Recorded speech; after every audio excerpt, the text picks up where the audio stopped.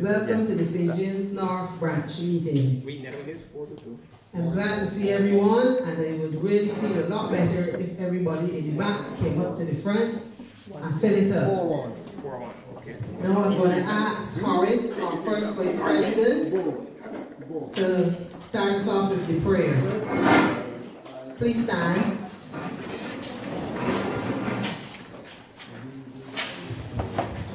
Good evening, everyone. Let's bow our heads. Our most righteous Father, we want to thank you, dear Lord, for bringing us here this evening. We want to thank you for journeying mercy, spare, and protect life. Pray, oh God, as we gather here this evening, that this meeting will be of benefit to us, dear Lord, and everything will go in thy name. Lord, we want to remember two of our party members, Mr. Curtin and Peggy, who are in hospital this evening. Father, we know that thou art a great physician, and we pray, oh God, that you lay your hands on them and let them to recover. In Jesus' name we pray. Amen. Please say, thank you, Horace. Before we get started, are there any persons who are here for the very first time? We want to especially welcome you to this branch meeting, and we look forward to seeing you at other meetings and other events that the branch holds. Would anyone like to say hello, introduce themselves? Okay, all shy. Yes? Come on. If you want to be loud and everybody can hear, not a problem. Marcel comes out from Bakers. Welcome, Marcel. Patrick Ben from Bakers. Welcome, Patrick. Patrick, you'll be here before. Okay, we want to extend a very warm welcome, and it is warm, to you all to this meeting. Thank you. Thank you. Okay, some announcements before we go into Mr. Hinkson's delivery. The Barbados Labour Party will be hosting its 80th annual conference. It will take place from Friday, October the 26th until Sunday the 28th at the Lodge School in St. John. If you are a delegate, you would have known by now, and there is a $10 per delegate which has to be paid into headquarters by October the 19th. If you cannot get up to the headquarters, you can pass that $10 to our PRO, Christine Hayes. She's not here today, but you can pass it to her or to Jeff Thompson, Mr. Hinkson's personal assistant. He's somewhere, he's right at the back.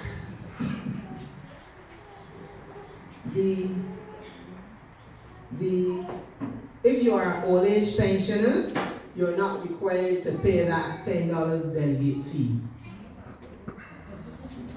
There will be nominations for the office of chairman, general secretary, first, second, and third vice chair, and the treasurer. Those will become vacant, and if you so desire, you can let me know and I will take in your nomination.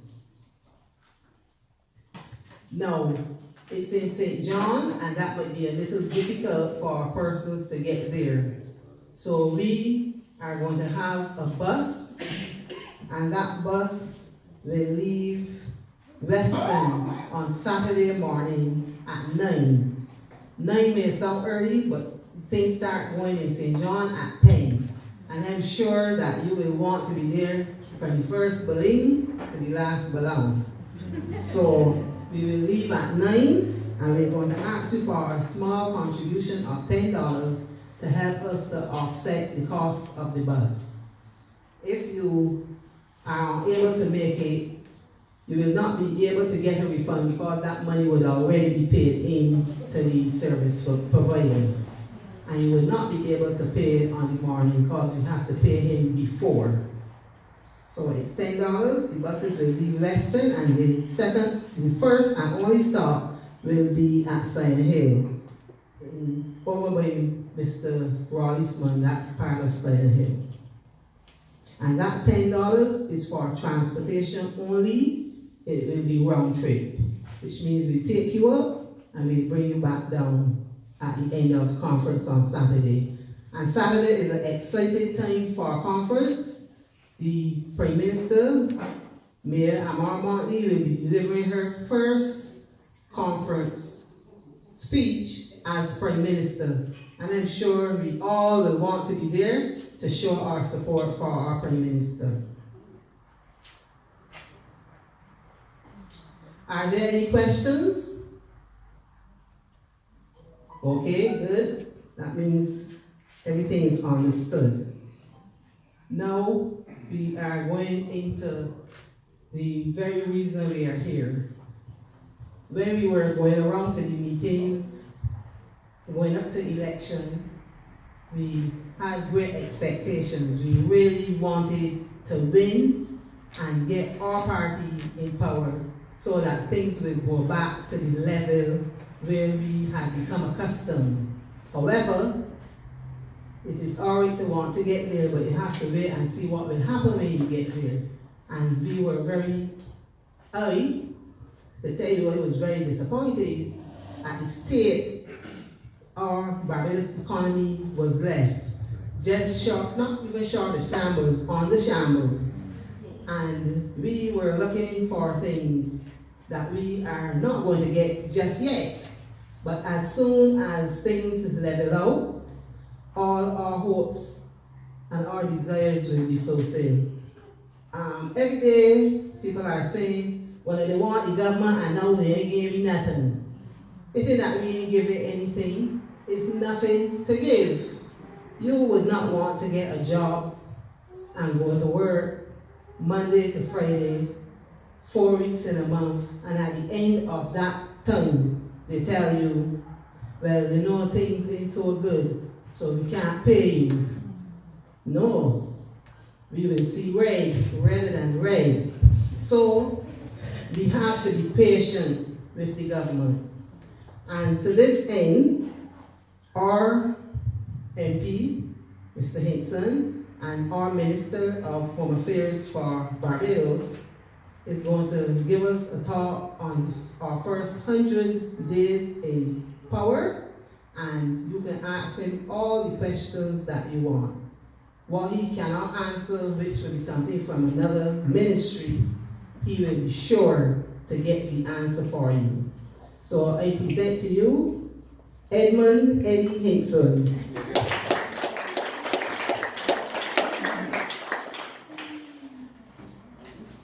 Thank you, Diana. Good afternoon to everyone. Great seeing everyone. My mom is here, my wife, Cecil. Good to see you back out. All right. Great. We'll see you well again. Okay. Great to be at the first branch meeting of St. James North since the election. Chris, good to see you. You had short notice. Yes, thank you. Good to see you here as well.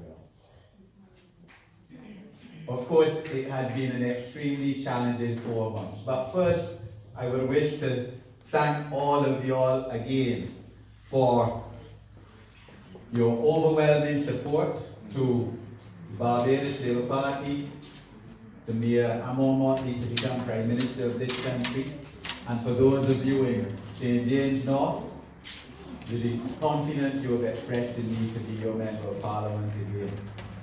I know that some people from the city are here. Of course, Jeffrey Bosley, we have a tremendous Member of Parliament. We sit downside of each other on occasion in Parliament. In fact, throughout the first term. Now they have the acting as House Leader in the enforced absence of Minister Bradshaw, so I sit further up, but Jeffrey's a tremendous guy. My mum had some influence over him, she taught him at home there.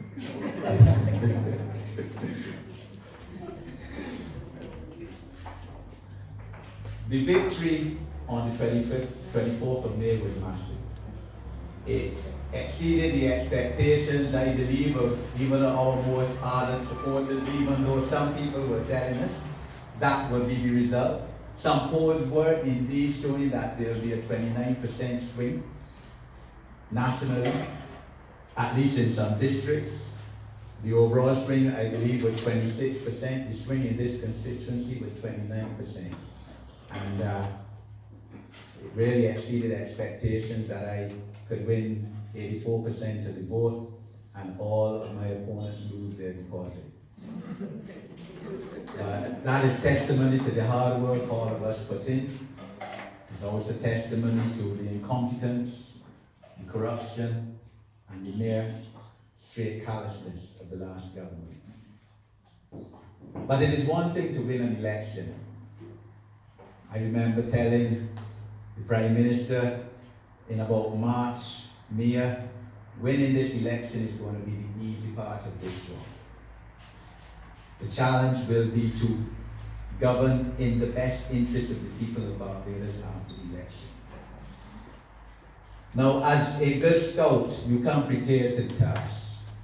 The problem with the Democratic Labour Party in 2008 was that it did not come prepared to govern. Its then leader, David Thompson, did not have any plan whatsoever.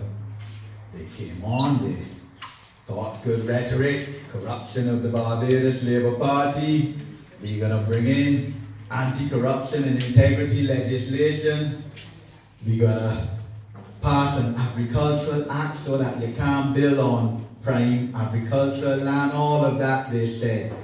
They did not fulfill 10% of their promises, they had no plan. They immediately went, levied $107 million in taxes. You remember that they made bus fares free for school children. That was not even a manifesto promise. The contrast in this case is tremendous.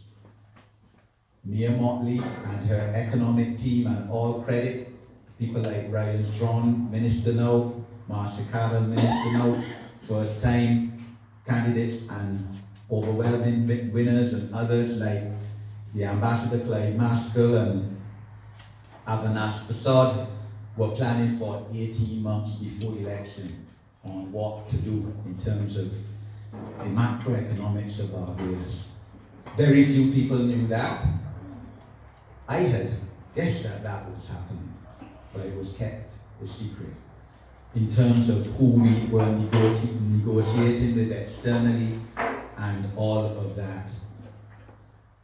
So from day one, Mia Motley and the Barbados Labour Party were ready to kick off. It was like, in cricket terminology, from the first ball you're bowling at 95 miles an hour because you warm up for an hour and a half before the match starts. You don't need to use the first 2 overs now of the innings to warm up to reach top speed. So on day one, Prime Minister Motley met with the central bank governor, key economic advisors to the government, the social partners of Barbados, the trade unions, the business people, and we were at work. There was no rest for us. On day 3, we were sworn in as ministers of government. We would have loved the rest, believe you me. Hectic campaign.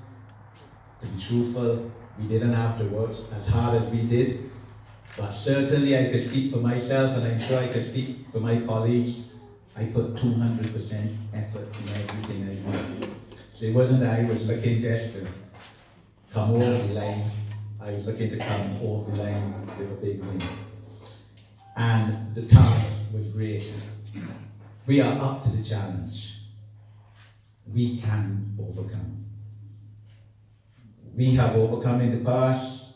We have survived catastrophic events. We've survived slavery. We've survived the 1937 riots, the international global crisis of the 1930s, and we will survive this.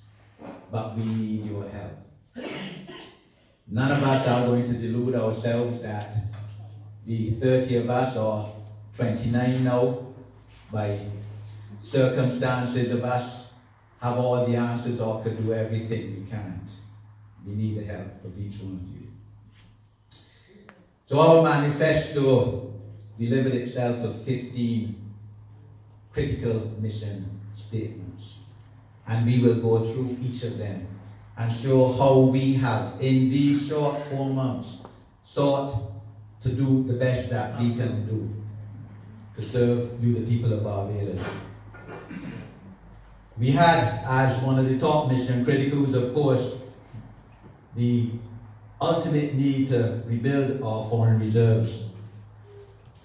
Because we were under the impression in May that we still had about $350 million in foreign reserves, far less than the normal 3 months of exports that is internationally required and is the ballpoint figure.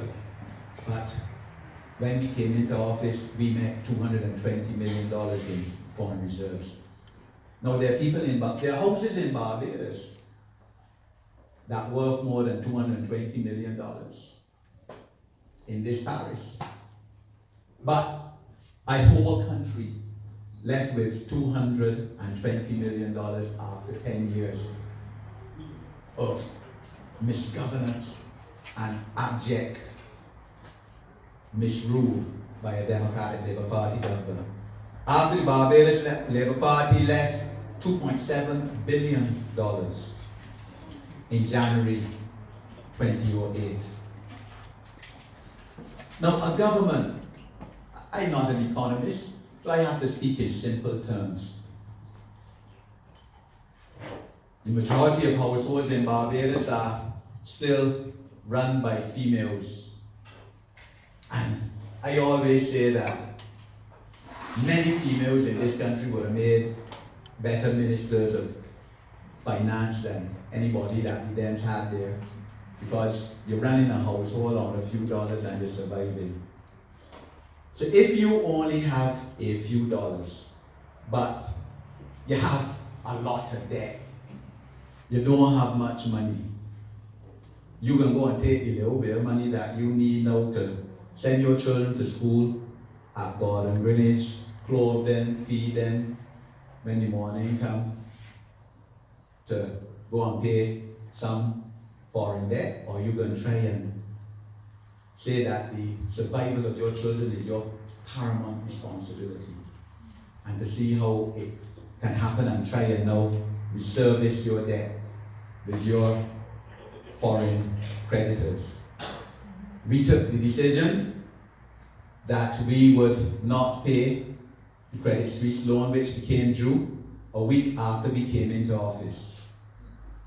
$80 million was due, a loan taken out by the Democratic Labour Party government, a loan that got more and more onerous every 6 months because it had a clause in it that every time Barbados suffered a devaluation, the interest rate gone up. So you had to look for hundreds of thousands of more dollars in interest to pay. It was not our fault. The loan was due a week after. It was like if it was purpose work by the Democratic Labour Party to delay this election to virtually the very last moment, to run this economy and country into the ground, knowing full well that they were going to lose, and handing over a bad, rotten apple to the Barbados Labour Party. Some would say it was purpose work. The jury is out on that. We took the decision that we have to restructure our debt, to increase our foreign reserves, to bring this country back in. Restructuring our debt, as we said in our manifesto, would save us $500 million in interest payments a year. That $500 million could build many houses, could repair many roads, could buy many garbage trucks, some buses, repair some schools, and give the public servants a 5% increase, which we promised to do.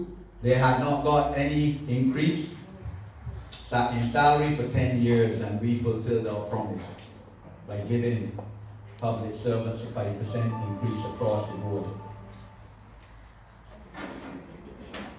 We said that we would bring tax relief to the most vulnerable people in this country and to the people generally, and that the NSRL was one of the most iniquitous taxes, together with the municipal solid waste tax, ever voted for in a Parliament of Barbados since adult suffrage. And we did that, 10% off.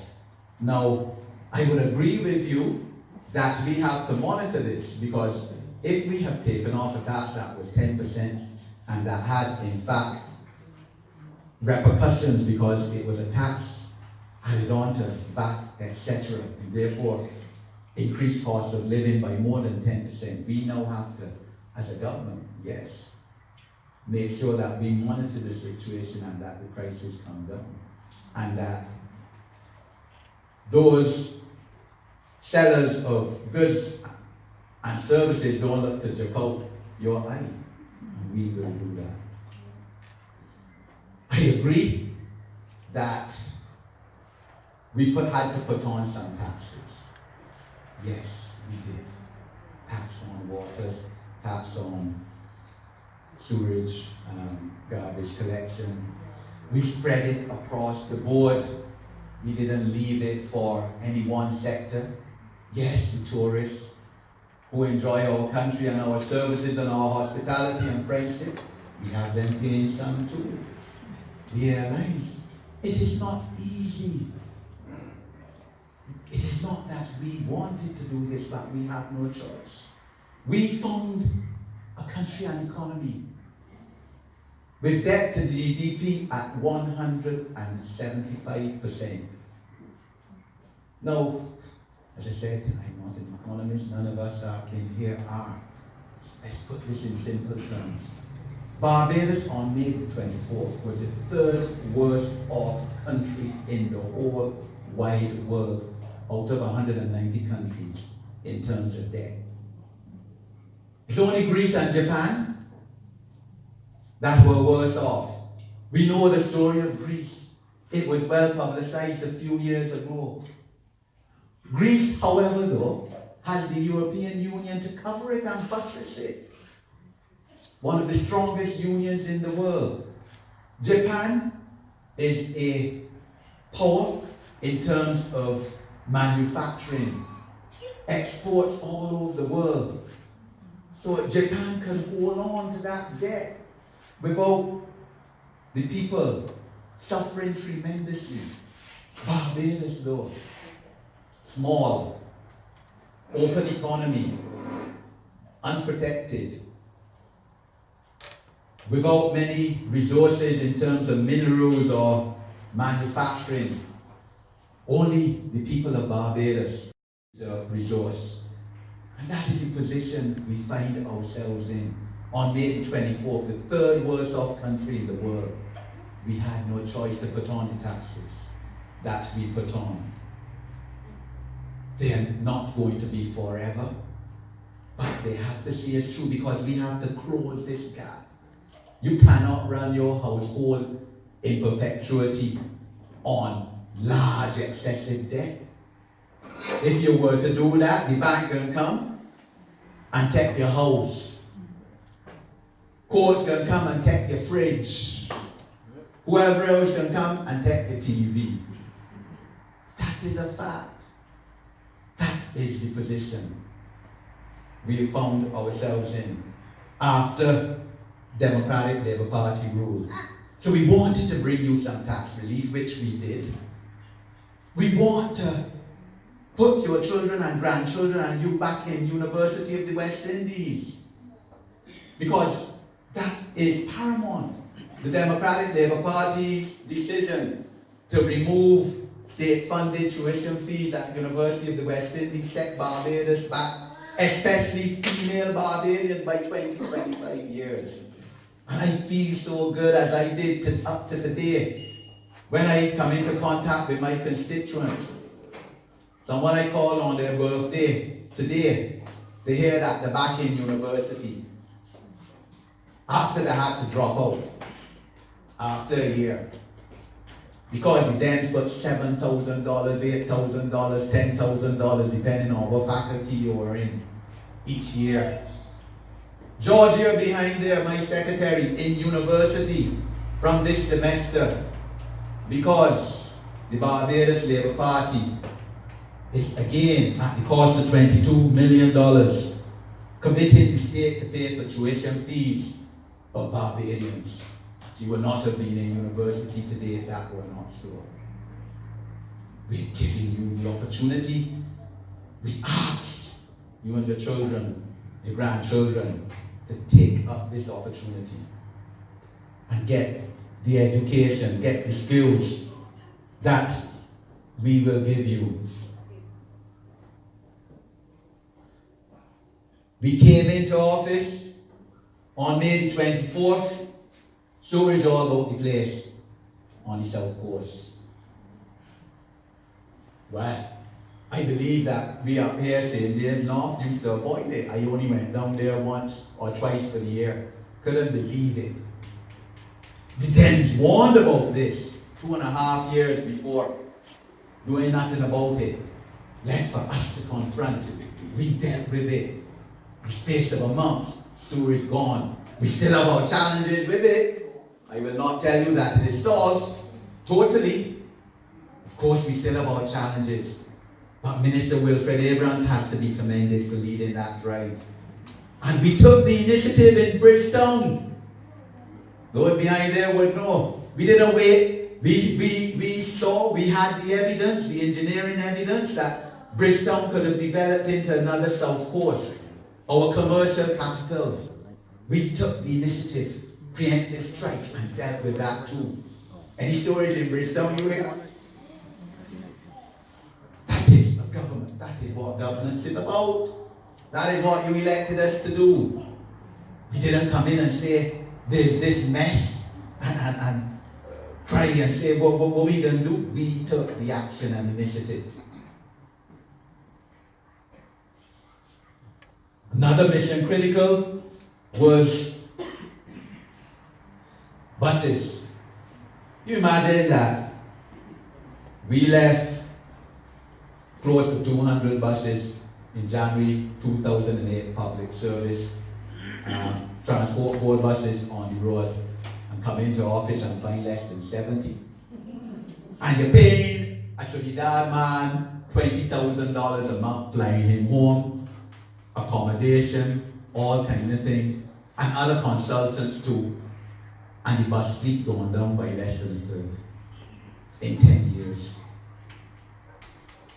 Within 4 months, 110 buses on the road ready for the start of the school term. Miraculously,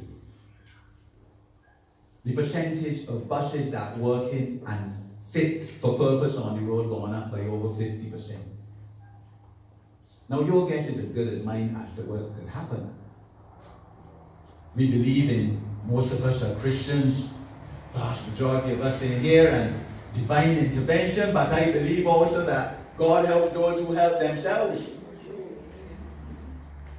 And the reality is that this government of Barbados, led by Mia Motley, William Duguid, and Peter Phillips, Ministers of Transport, Gregory Nichols, Chairman of Transport Board, increased the bus fleet by over 40 in less than 4 months. Garbage collection, another mission critical. Yes, we will concede that is still a problem. We haven't been able to solve that yet. Emission went up. UK to look at buying buses, and for some reason known to those who were there, followed by some private sector group, we have said we ain't dealing with none of this kind of underhand dealing.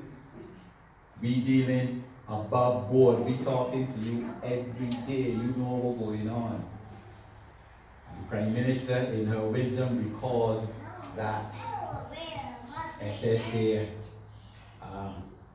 body that went up to look for buses. So that might have set back the issue a bit.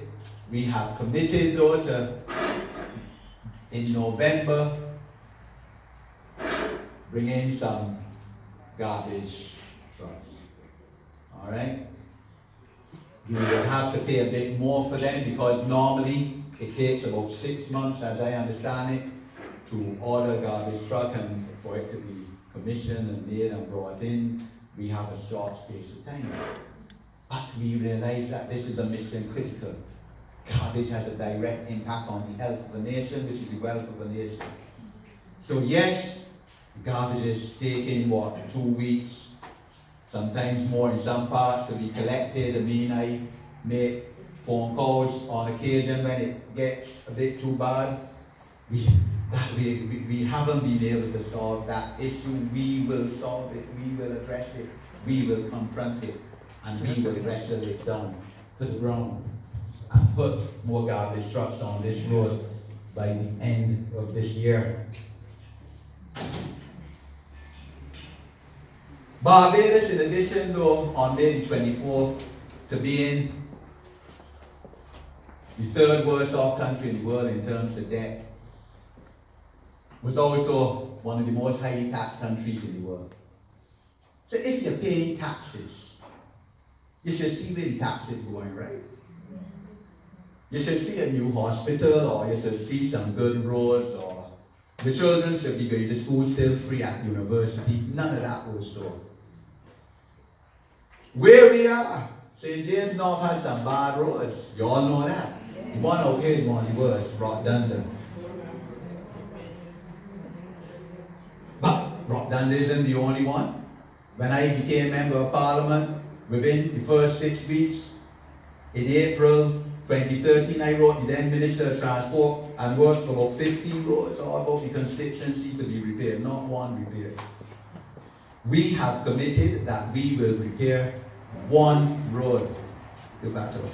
We will repair one road to start in each constituency, one major road.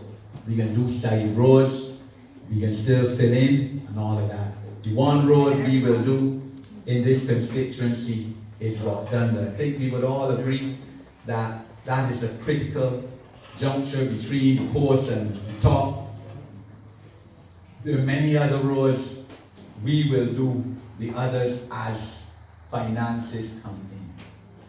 But we committed money in the mini manifesto, which was delivered by the Prime Minister 17 days after we won. Again, you can't deliver a manifesto in 17 days without preparing a budget, mini budget. You can't deliver a budget in 17 days without preparing for it.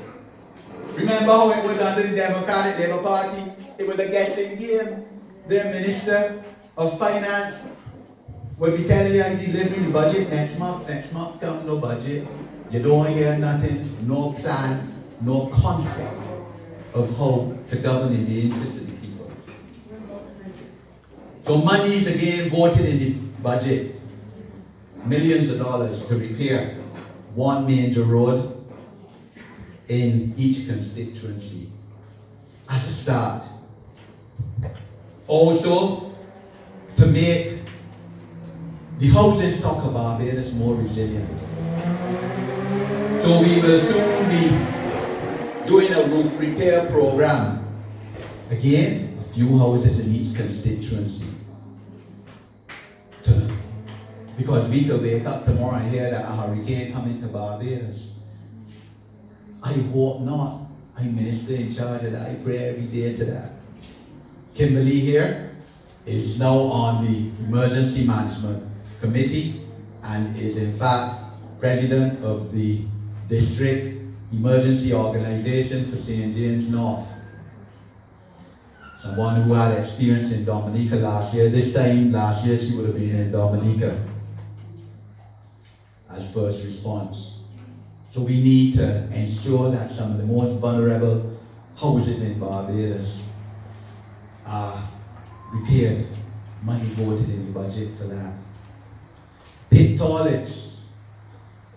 I think that in 2018, after 10 years of Democratic Labour Party governance, millions and millions, $26 billion in fact collected in taxes from the people of Barbados in that 10-year span, that we should still have pit toilets from Barbados, including in this constituency. We're committed to ridding ourselves of that, and we're voting money in the budget for that as well. So the taxes, the increased taxes that you paid, even with NSRL coming off, even with municipal solid waste tax repeal, are to go towards that, because we can't feel proud of that situation where our people still in the middle of the night, Jews, rain, have to go to relieve themselves and do what is natural to an individual.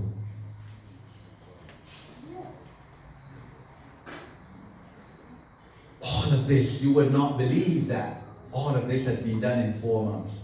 But it's not only that. We have brought to Parliament, as we said we would, an Integrity in Public Life Act or Bill, anti-corruption, because there is no doubt, and I think that people have started to understand this, the cost of corruption is tremendous. Corruption can take out 5% of your gross domestic product, because if somebody in a high place driving about a vehicle given to them by an individual who is, or company that is doing business in their ministry, but you think that the individual has given that top flying government official car because he likes it? You give him it because the contract that the high flying government official is going to give him is going to be inflated. It can cost you $1 million rather than the $400,000 that it should cost, and that was the reality of Barbados under 10 years of Democratic Labour Party government. You have seen the effects of it already in terms of an arrest made, and one is innocent until proven guilty, let's say that. But the fact of the matter is, we know that 80-90% of you feel, and correctly feel, that it should not only be somebody who steals 2 tins of sardines from a shop because they're hungry, and I'm not condoning that, who should come before the criminal justice system, but if you use your influence and your position in a high place to gain illicitly a privilege for yourself, some benefit, monetarily or otherwise, you should face criminal justice system too. And I totally agree with that. We have brought the Integrity in Public Life Bill. We've not only brought it to Parliament, we've gone into select committee to give you the opportunity to give your thoughts on it. Anybody can go, make the submissions in writing orally before the select committee of Parliament, because we want your input in this. People have gone, they've had, I think, 3 sessions already, and it's being televised. This has been, if it is one thing you will say, I believe you will agree with me, that there has been a fundamental and stark difference between the governance in these last 4 months than what it was in 10 years previously. Is the openness, transparency, and accountability of the government. Starting from the Prime Minister right down. From day one, Mia Motley has communicated with you. You have seen her in your drawing room. She has had more meetings with the various sectors of this country, whether it's the trade unions, the business people, whoever else who have a stake in this country, than the Dems, their prime ministers, both of them together have had in the 10 years previously. Every way we have communicated with you, and we ministers have followed suit. Because you have to be part of the governance of this country. You have to be involved. So we issued a questionnaire, 93 questions, on governance, which state entities you think are essential, which you can do without, which may be necessary but not vital. 5,000 of you responded. You have had an input, therefore, in what we will be doing shortly in terms of transforming this country and restructuring the economy of this country. But that is how it has to be. We are preparing ourselves in my ministry for any natural disaster. We found Barbados a complete state of unreadiness for any disaster. For any disaster.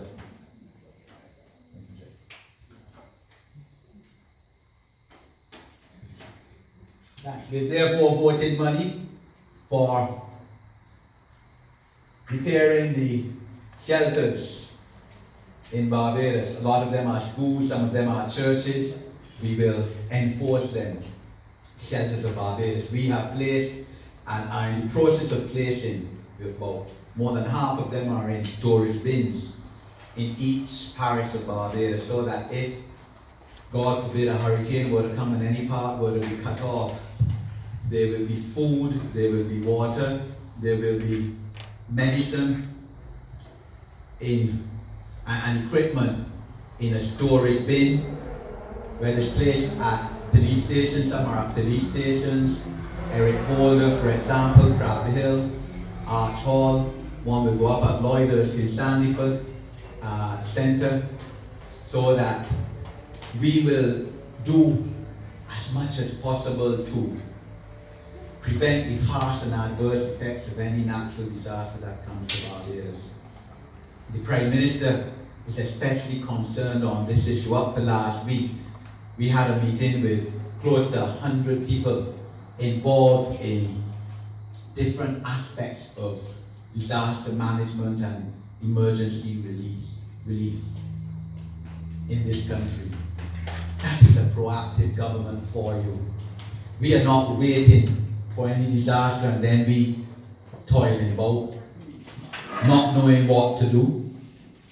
We're budgeting the telecommunications in this aspect, the equipment.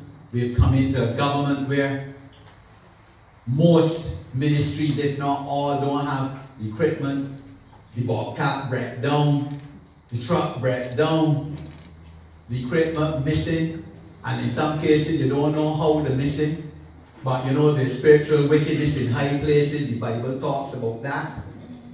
And we're looking now to repair this equipment, to buy new equipment, to gain money in the mini budget for that, because we have to be ready. We will have no say in whether we have a natural disaster, but again, if it comes, we can't sit down and cry and say, oh, bad luck. We have to face it and confront it. But we have, while doing all of this, sought to protect, again, the most vulnerable in our society. We have therefore increased by 50% the non-contributory pension for old age pensioners, moving it from $155 to $225 a week. Because these are some of the most vulnerable people in Barbados. Pardon? Every 2 weeks, every fortnight. These are some of the most vulnerable people in Barbados, and we have to do our best by them. And that is what we promised to do, and that is what we have done. We have the Brock's program in St. James North, Thunder Bay will be the first community to benefit from this program. Minister of Youth Affairs, Medic Ford, has led this from the front. All our communities in all constituencies will benefit from this. We have guys who right now on the block, some of them feeling hopeless. We're going to give you the tools to empower you, the skills, the finances, to build your own businesses as part of a community. Community coming together to empower the community so that everybody will be uplifted. And we look forward to this initiative coming off. I said, Medic Ford and I, we went down Thunder Bay about 6 weeks, 8 weeks ago, and we are committed to that because we have to empower the youth and to give the youth hope.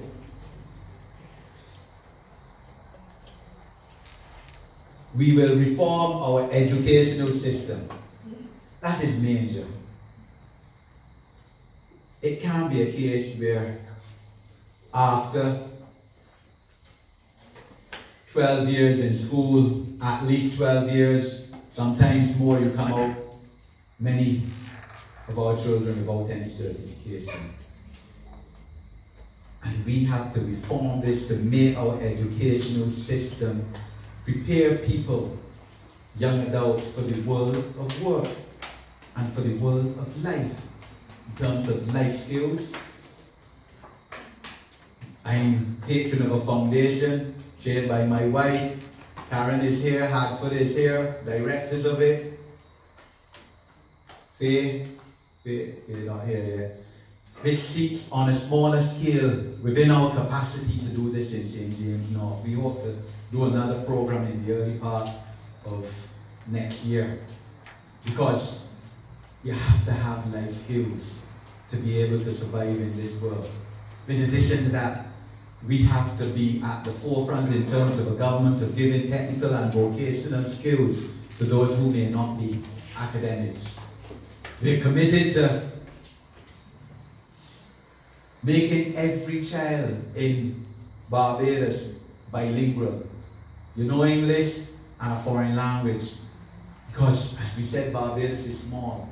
Small part of the world. There's a much bigger world out there, and we have to create international and global citizens who are able to go any part of the world and make a living and contribute to that society, and also to give back to this society and to their families and the villages back here. And that is our goal. We have created a Ministry of Smart Technology. Now, the Prime Minister has been criticized from some of those who, quite frankly, don't know better about all the big ministries she has created. The frank truth of the matter is that, yes, there are 26 ministries, in addition, of course, to the Prime Minister's office. And that is much more than what we had before. But we are essentially a war cabinet. That is what it is. We have confronted a war which we have to defeat. And therefore, believe you me, even though there might be 26 ministers plus the Prime Minister, all of us stretch out. All stretch out. The cabinet finished 11 o'clock last week, starting at 10:30. Cabinet under the Dems I hear is 2 o'clock it wrap up. The fellas go and eat some food. So one of the new ministries the Prime Minister has created in her infinite wisdom, a Ministry of Smart Technology, led by Minister Kay McConney. Bright person, well-rounded, won an athletic scholarship.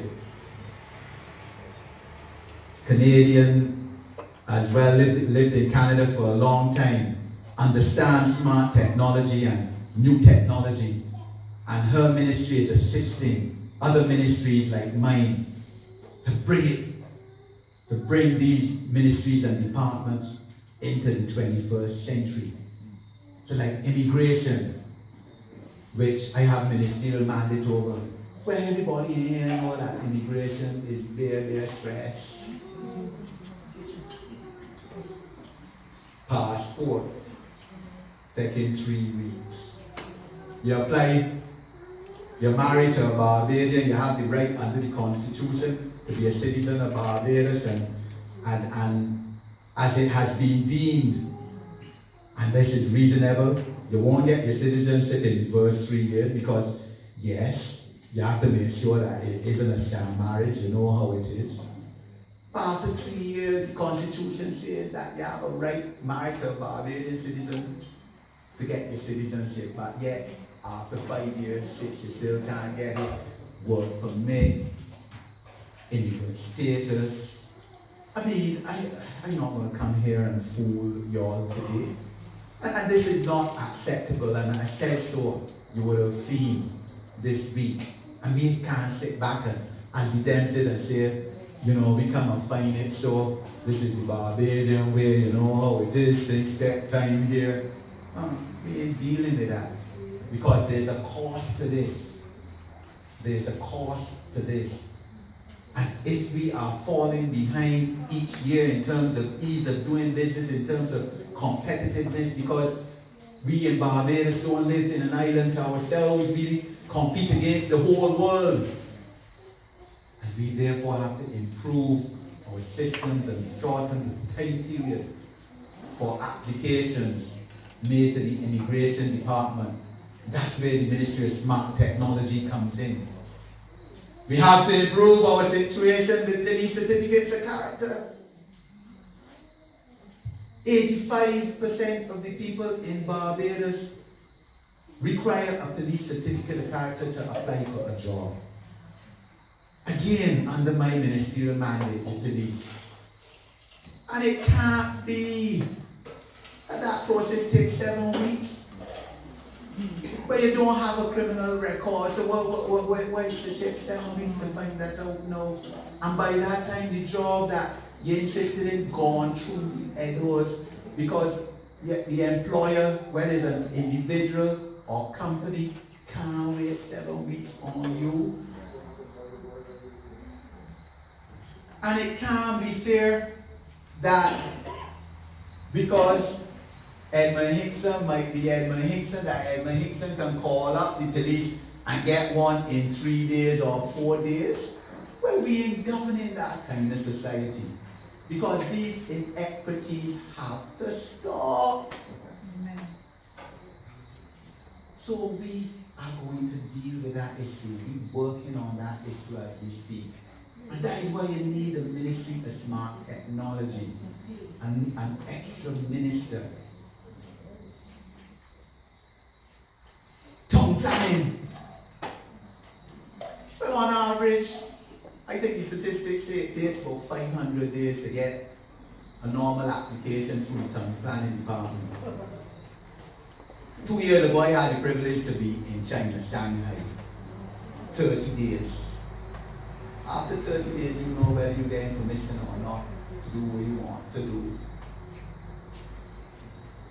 The Prime Minister is addressing that as we speak. She's Minister for Town Planning. Already we have a green paper on the issue, and we are vowed that by the end of the year we will have before Parliament new town planning legislation. But the town planning legislation came into being around independence in Barbados. In absolute need of reform. And it can't be that corruption comes into play here, because we have to rid ourselves of that. Individual A, who might be poor, has to have as equal an opportunity as individual B, who might be a big landowner in this country. And we will not have it other than that. So we have to ease doing business. These are issues that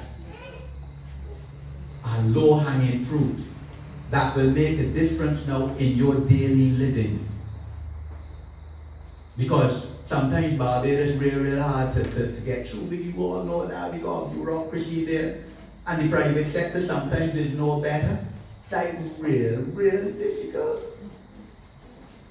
So you have a driver's license, and for $50 you got to take a whole day or two from work.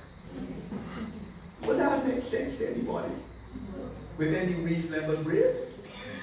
Well, everybody losing out there, you losing out. Because by the time you're done, you're frustrated as still. Your employer losing out. You know, 5 people to collect a piece of $50. So, I mean, and I've said this before, including in Parliament, I walk in boat with, my driver's license shows it is invalid. I always have my receipt though to show I pay my driver's license, because I am not going up there to waste time. I can't find 2 hours And you know, somebody in a high place told me, man, Eddie, man, you know, let me know where you come in, I can organize. I said, no.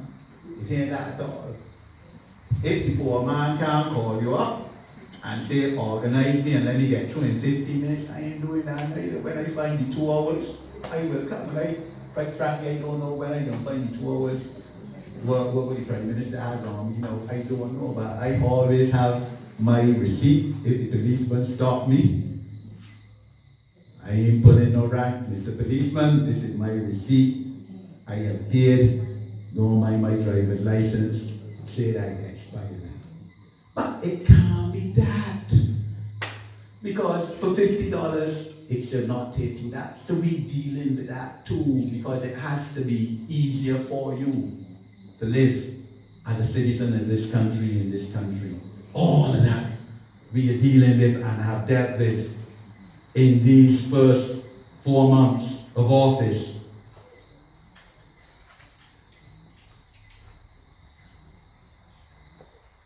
Mia Amor Motley has restored pride in us again to be Barbadians. This Barbados, as the last time the Dems were in office, had become the laughing stock not only of the region but of the world. Well, a newspaper in Russia made much sport of us. Remember, just before the election? You remember that, right? Russia of all places. That is how low we were. Mia Motley is acclaimed already within the first month as the leader of the Caribbean, essentially, but goes to a conference in Jamaica, first week of July, within 6 weeks of becoming Prime Minister of Barbados, and leads the conference. CSME, Caribbean Unity and Integration, having life again. And some countries in the Caribbean were talking about dropping out of the integration movement. Mia was telling them, hold on there, the time got to come. We can win this government. I can bring life back in together with you. Don't give up. What Barbados showed no leadership. You know that Barbados traditionally was the leader of the Caribbean. Well, it was Sir Granny Herbert Adams, Right Excellent, the only Prime Minister of the West Indies Federation. Well, it was the Right Excellent Arabar, yes, of course, he too. Well, it was Right Honourable Tom Adams. Well, it was Right Honourable Owen Alpha, leadership of this Caribbean movement, which is so important to us, because a lot of us don't realize that without the other Caribbean countries, where would we be? Because over 50% of our exports go to Caribbean countries, you know. A lot of our tourism are from people from the Caribbean who come here. They don't have to come, for example, for visas from the American Embassy. They have no choice. We can't ignore the Caribbean and just see the life that has been breathed back into the integration movement. With Mia now as Prime Minister of Barbados. We're looking to expand this on the table. Right now to the Prime Ministerial Subcommittee conference held in Barbados a few weeks ago, which I was a delegate, expanding the categories of workers who can come in here as skilled nationals to agricultural workers. But the reality is that Barbados was better off, wasn't it not? When they had people from the Caribbean in here with our work in our agriculture and in our construction. Everybody benefited. We don't need people from the Caribbean in here who are burdens to us and who are going to be charges on the state. We need productive people. People who can pay the income tax, the NIS. They can rent houses that are now unoccupied.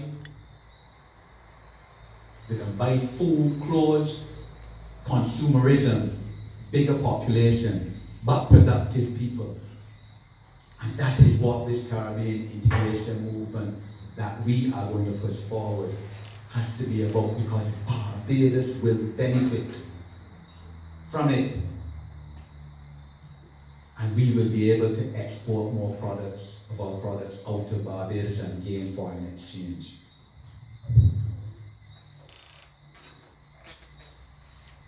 we are attracting new investment into this country. Because again, that was a prime defect of the 10 years of Democratic Labour Party rule. Nobody had confidence in a government. And you have to have confidence in somebody to invest in it. Well, that is primary. You don't have to argue that case. If you got a husband, a wife, you ain't got confidence in them, the confidence gone, relationship essentially done, it's not going to go anywhere. You're seeing restored confidence in the Barbados brand in the last 4 months. Ross University, and we are not going to be, arrogant about it because they've left a sister country, but they've come here. We didn't go out of our way to ask them to come here, they approached us. International Medical School with a claim will bring millions of dollars into Barbados. Students who have to be fed, housed.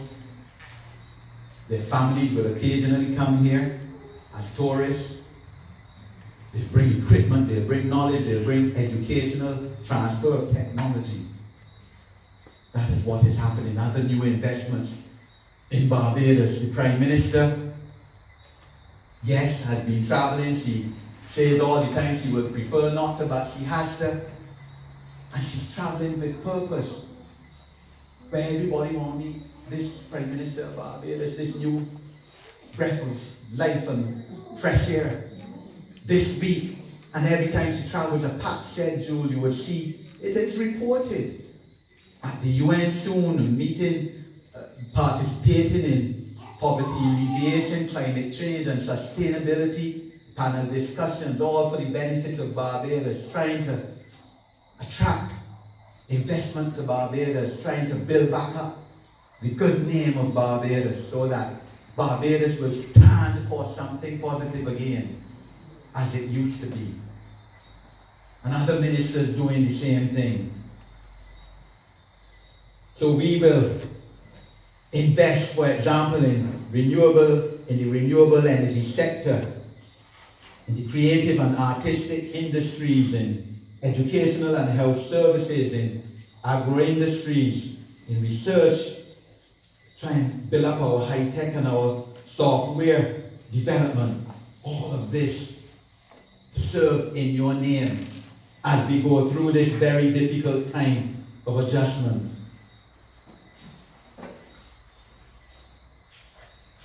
But yes, it's going to be difficult.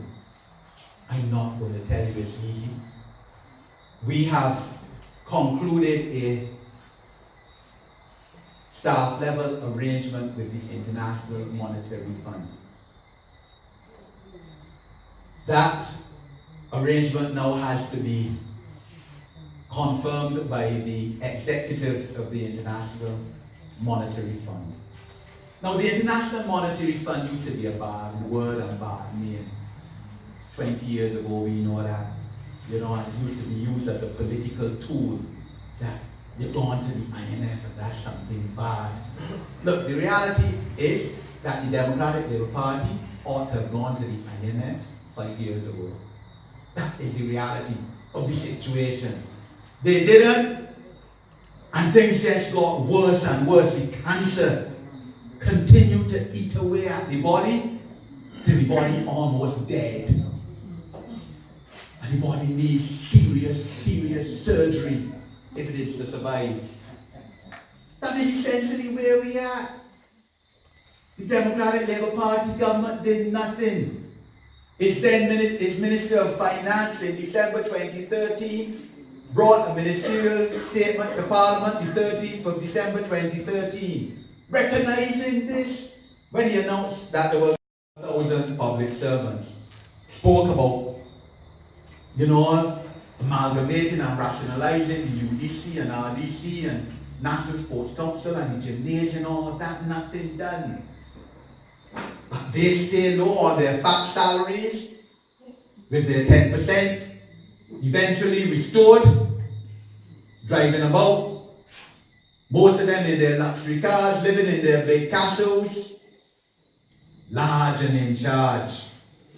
People and Barbados continuing to suffer and decline in terms of socio-economic index and in terms of debt to GDP ratio with falling foreign reserves.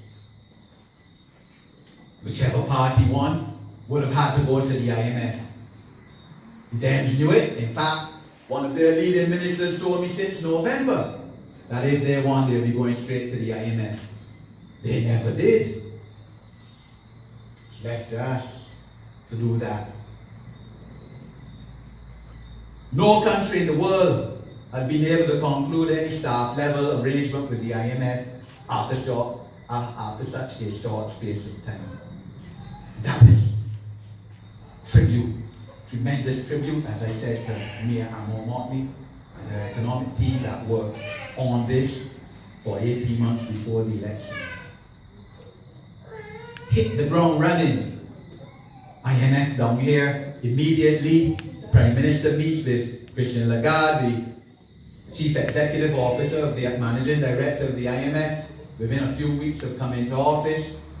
An agreement concluded which has to be, as I said, confirmed at executive level, but as I understand this, these are basically natural processes for Barbados to be able to access over 4 years, 290 million United States dollars with 50 million US dollars being the first drawdown. And that arrangement, of course, has the consequential effect of making us now, again, able to access funds from other international organizations like the World Bank, IADB, and the Caribbean Development Bank, of course, both of which institutions we are members. So an IMF arrangement will give the confidence to other international agencies of repute to lend Barbados money at lower interest rates than what we are accessing now. So in fact, this loan, 290 million US dollars from International Monetary Fund, is 200% of what would normally be lent to Barbados. In other words, our economic team led by the Prime Minister has done tremendously well in being able to access these funds. And that will result in our debt repayment each year becoming less. We will pay about $500 million less in interest, because it can't be that 70% or whatever of our earnings go towards debt payment, and debt under the debt climbing higher and higher and higher. Can't work that way. So we have restructured the debt. And yes, it means that some of our creditors will take a short-term loss, but we have no choice. The banks, a couple of whom, yes, will be taking this short-term loss, made billions and billions of dollars over the last 10 years of Democratic Labour Party office. Billions and billions of dollars. Everybody here was suffering, sucking salt, but the banks still crying home. And yeah, you all know that we all of us live in this great world. You know that you know, you were getting a statement and you open it and you see some charge on your bank account because of X, Y, Z. You ain't had any say in it. Unilateral change of contract. You know what I'm talking about. So if, you know, the banks, the institutional creditors of Barbados, of the Barbados government, the big bondholders, they have to make the sacrifice to all of us in this together, because we have to survive. We have to survive. It's not going to be easy. You have suffered long. After suffering 10 years, you were entitled to believe that it would have been near the end of the road. But rather than that, it's like if the road now starts. As the Chinese would say, the longest road starts with the first mile. And we're going to do this. We can have this covered. with your help. We will transform this government. We will reprofile our debt. We will deal with the modernization of government. And all this to save the Barbados dollar. When people say, Mr. Hinkson, I want a job. And I say, as Diana said in her opening, but I can't get you a government job. I mean, I'll be straight where you don't have the money. Or it don't make no sense you getting a government job now, and when the first in, last out policy come, you're laid off. What sense that make? We have to retool you. We can give you the skills that you can start your own business. That is what we're doing with the building blocks. That is what we can do with a project that we will soon get off the ground in terms of empowering the most vulnerable communities, basically giving those who need help the most the empowerment, just like how black people in America were enfranchised in the late 1960s with legislation that gave them preferences. We will do that in terms of government procurement, giving those most vulnerable in our community, people with disabilities, people in communities, the opportunity to tender and win government contracts. That's what we will do. All of this to save the Barbados dollar. You know that some have proposed that the Barbados dollar be devalued. Some say 8 to 1 US. Anybody in here wants to see the Barbados dollar devalued? Put your hand up. Let me see.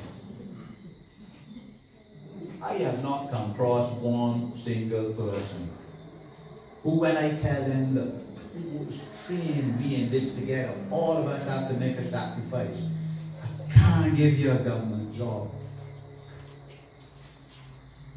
But we gonna help you.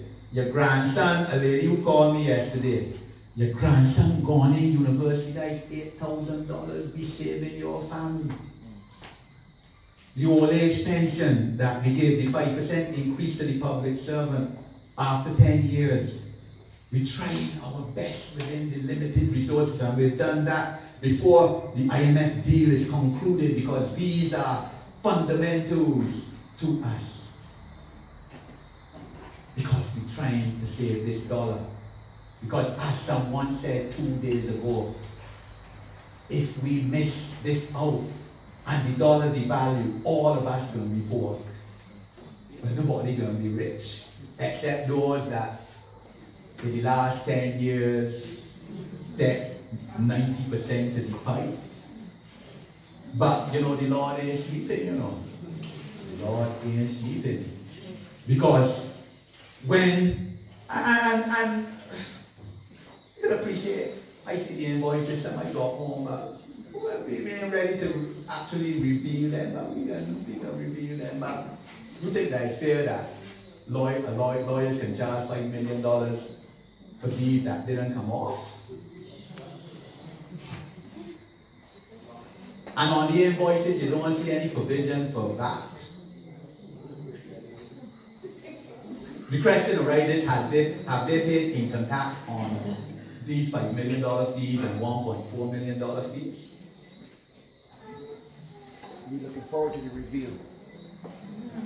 In good time, Chris. We have, you know, you got to line up your armaments. I would never a soldier. But you line up first and then you strike. And believe you me, these things will be dealt with. Amen.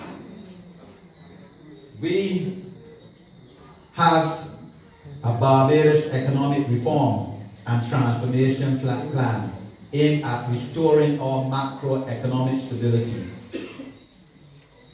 while placing the economy and country on a sustainable and inclusive growth path. Look, we know that there will be some dislocation in this society, but we have voted money And we have reserved money, $30 million each year, to retrain any public servant who may happen to be there. We have that commitment. Because, you know, in a career, you might change your career's job 4 times, 5, and we will retrain you. We will not leave you out in the dark. We will retool and empower. We will retrain and enfranchise, to improve the effectiveness of the human resources of this country. And we will retool and reorganize the public service of this country.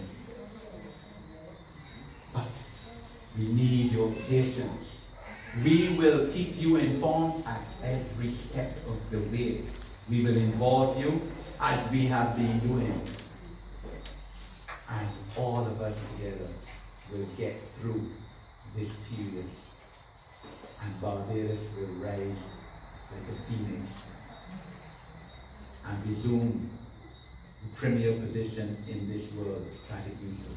I thank you.